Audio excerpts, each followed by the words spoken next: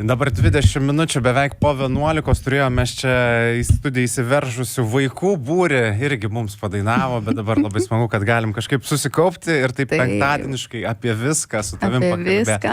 Tikrai turim ką pakalbėti. Yra tikrai. Atrodo, kad tu senokai jau buvau. Taip, ir senokai buvai ir atrodo, kad visur lakstai ir dabar čia ir Instagramas, ir TikTokas, ir albumas, ir singlai, ir klipų filmavimai. Aš nežinau, kaip užtenka vieno kūno, žinai, šitiem visiems dalykam padaryti. Atrodo, kad turiu daug klonų. Na, vat, ir tavo stebint socialinius tinklus irgi tai pasirodo, aš iš vis galvojau, kad tu Amerikoje esi. Tai aš buvau gal prieš 2 savaitės.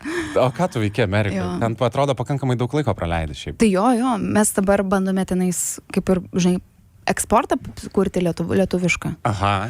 Tai aš jau minėjau, čia iš tikrųjų mes kaip pasižiūrėtume mūsų prieš tai buvusius ten interviu, žinai, ir tu sakydavai, o tai ką tu darysi, atsimeni, sakau, tai followkit mane Instagram ir pamatysit. Taip. Ir iš tikrųjų aš ten daug ką dabar dedu ir galima matyti tą visą mano kelionę.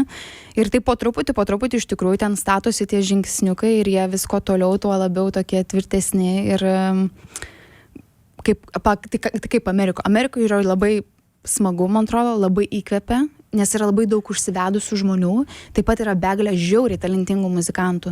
Ta prasme, ten virtuozai, absoliutus, žinai, ir tu sėdi prie jų ir tu supranti, kad ten yra kažkoks mega kompiuteris smegenyse veikia ir tau tiesiog vien garbė yra, kad tu gali būti šalia tokių žmonių, žinai.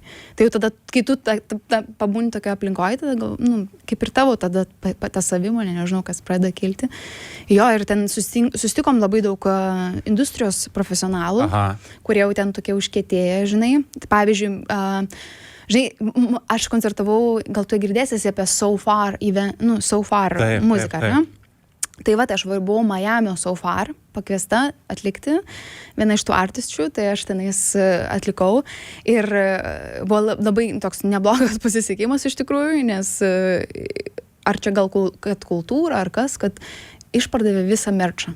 Ta prasme, mes atsivežėm maikių ir dar maikės lietuviškos, žinai, tai buvo su lietuviškai parašyta Soul Lituanica. Ir jie sako, you're gonna be so big, I need to buy now. Žinai, tai. Bet aš ir norėjau apie tą Soul Lituanica klausti. Toksai jūsų prekės ženklas, galima tai pavadinti? Ar apie ką čia yra? Jo. Ir ar tie Amerikoje Soul Lituanica, tai ir kūriniai lietuviškai ir tai skamba visi? Įdomus toks dalykas, žinai, nes mes dabar, aišku, ta kūryba, tu niekada neturi pilnų atsakymų, jie tokie ateina kažkam tai užuominom. Aha. Ir mes... žinai, mums dažnai sako, kas čia per žanras. Ir tada ten mano, bent jau, kai būdavau Anglijoje, tai per radio ten stotis, man sakydavo, kad aš esu soul amerikana, nes aš galvodavau, kad ekspertai žanrų, žinai. Aš galvoju, okei, soul amerikana. Aš pripažįstu, kad soul tai tikrai yra, bet amerikana, gal dėl to, kad mano požiūris toksai, žinai, biškis gal laisvesnis. Ir tada aš galvoju, bet kodėl amerikana? Aš atsimenu, sėdžiu pas močiutę, valgau žirnių sriubą ir su Kipru šneku. Aš galvoju, palauk, kodėl amerikana? Taigi mes galim būti Lituanika, žinai, ir tas toks, jo, ir dažnai ten tas lėktuvas yra tas Lituanika ir ten tas viskas, tas transatlantinė, tas tiltas toksai vos nesukurtas. Aš pagalvojau, čia jau tokia gera kryptis, žinai, iš tikrųjų. Tai va, tai taip ir gimė ta Soul Lituanika ir jinai taip kažkaip sujungė tas mūsų didelės ambicijas ir didelius garsus ir žinutę gal mūsų muzikos. Tai vat, labai džiaugiamės galbūt atradę tą, žinai, tokį garsą, nes ir skambesys iš savęs, jis toksai šiek tiek kitoks, yra ir to lietuviškumo. Aišku, dabar mes išleidom visiškai lietuvišką albumą, kurį sudėjom savo geriausias dainas. Dar neišleidot, man regis. Taip, kaip pasakyti, šiaip tai išleidom, bet idėja tokia, kad jūs turit suprasti, kokiais mes tempais dirbam. Pavyzdžiui, aš buvau dabar labai mūsų draugė viena Greta prisijungė prie mūsų ir jinai kaip pamatė, kaip mes dirbam ir jinai sako, pala, hebra, aš ką tik supratau, tai jūs visiškai neišsijungiat. Ir iš tikrųjų taip yra, kad mes išsijungiam tik kai miegam. Tai yra tempai, tarsi nežmogiški. Tai esmė tokia, kad buvo, kad mes ir klipą nufilmavom per šitą ir šitą TikToką visą padarėm per šitą savaitę. Viskas realiai čia per šitą savaitę ir vyko. Ir tada, ir tą albumą mes įdėjom į Spotify, kad jau Spotify būtų, man atrodo, antradienį. Aha. Ir mes galvom, tikrai bus, žinai.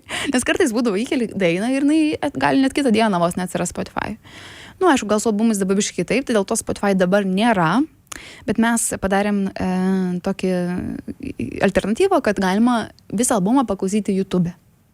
Aš net nežinojau apie tai. Tai va, aš irgi nežinau, žinok, prieš 2 savaitės kokias. Bet jūs, kai tokiais tempais varo, tai atrodo labai sunku sekti iš šono ir suprasti, kas vyksta, kai tiek daug visko. Tai va, dabar bandau visus sugrąžinti į mūsų dabartinę situaciją. Tai situacija tokia, kad dabar išeina mūsų albumo pagrindinis, gal toks kaip singlas, vadinasi Kerai. Nepakartojama daina, iš tikrųjų, aš ją labai džiaugiuosi ir aš ją nuolatos klausau pati. Ir, mano pačios mėgstamiausi yra 3 dainos, bet gal ne, 4. Tai bus Kerai, Man ir tau, tada Noriu ir dabar bus dar nauja albumo viena iš dainų, Kur tu. Nes kaip mes nusprendėm tada padaryti, nes mes turim labai daug lietuviškų dainų ir jas kažkaip padarysim tiesiog lietuvišką gerą produktą. Taip. Ir sudėjom ir realiai čia yra Soul Lituanica, brūkšnelis, geriausios lietuviškos dainos. Tai prieš tai albumas Theory of Everything anglų kalba, visas dabar lietuvių kalba, labai gražiai čia viskas taip ir dėliojasi. Taip, visiems atiduodam savo duoklės, žinai, nes The Theory of Everything buvo grinai, mano tiem dievukam, visi, kas mane įkvėpė, visiems tiem dvasiom, žodžiu, atidaviau tą kūrybą ir turėjau padaryti tai. O dabar jau atiduodu ir Lietuvą, aišku, savo labai, nes man labai daug reiškia. Tai, žinai, atiduodu irgi savo tokį kūrybos didelį produktą. Gražu. Ir užsiminė apie kūrinį Kerai, mes jo būtinai paklausysim. Man pasirodė, kad jis yra, toks dabar socialinių tinklų žvaigždė, tapęs atskirą savo gyvenimą, tik tokį gyvenantis kūrinys. Ir netgi mačiau komentarą, kad čia merginų himnas yra tapęs. Kaip tau pavyko taip išsukti? Dar neišleista kūrinio, tik ištrauka. Atrodo kosmosas, ne? Aš pati, žinok, nežinau. Aš tiesiog sakau, man ta daina labai patinka ir joje labai daug visokių yra perliukų. Ir iš tikrųjų, jinai tokia yra įvairi, kad tu paklausęs galbūt tą ištrauką pagalvosi, kad jinai yra vienokia, paklausysi visą dainą, bus dar kitokia, žinai. Tai toks, ir aš dar niekur nemačiau, kad kažkas taip darytų. Žinai, taip pintų tą lietuvišką folką, vos net po folklorinę kalbą tokią, aišku, yra, kas ten gal repos srity labiau daro, bet čia tokia, labai jau tokia tikra, žinai, tu gali pasakyti, kad gal net buitiška, bet iš tikrųjų tai jinai žiauriai tikra yra. O soulas tai yra tas dalykas, kur tu nuoširdžiai pasakai. Žinai, taip, nors tarp mūsų stiprus ryšys, bet čia bus, ir tu žinai, kad čia bus. Žinai, ir čia yra tas dalis, kuri komunikuoja tą sielą, žinai. Netgi gali būti nusivylimas, o gali būti ir juoko forma. Tai dėl to tik tokia aš ją labiau per tą juoko formą ir dedu, žinai. Nors tarp mūsų stiprus ryšys, bet čia bus gaidys. Reikia pasakyti, tuoj klausysim kūrinio, tai čia nėra ko slėpti. Pasiruoškit jo.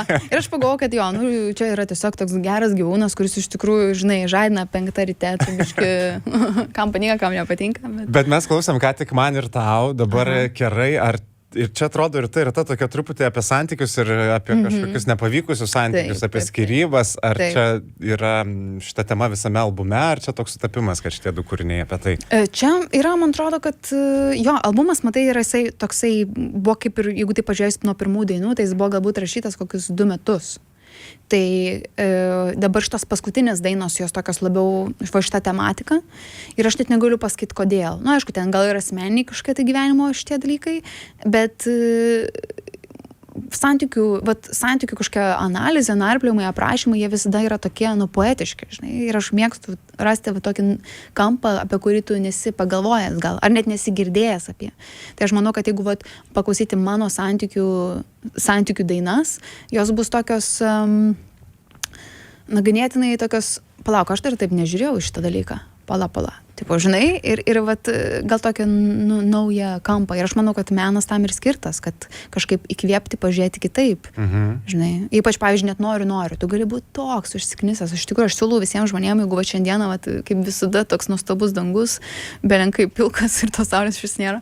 Tai ir jeigu noris biški pagyventi, tai įsijunkit, noriu ir pajauskit biški, žinai. Įsivaizduokit, kad sėdit raudonam kabrike, važiuojat, saulė šviečia ir pasaulis po kojom. Ir iš tikrųjų, man atrodo, jeigu tą dainą paklausai, tai irgi visiems viskas aišku tada iš karto. Tai gerai, tai paklausom tada Kerų ir tada dar grįžtim pakalbėti, nes artėja ir ne tik albumas, bet ir koncertas. Tai yra ką aptarti, o dabar, Lietuvos merginų himnas. Važiuojam. Aistė ir Kerai. Seniai tapesnis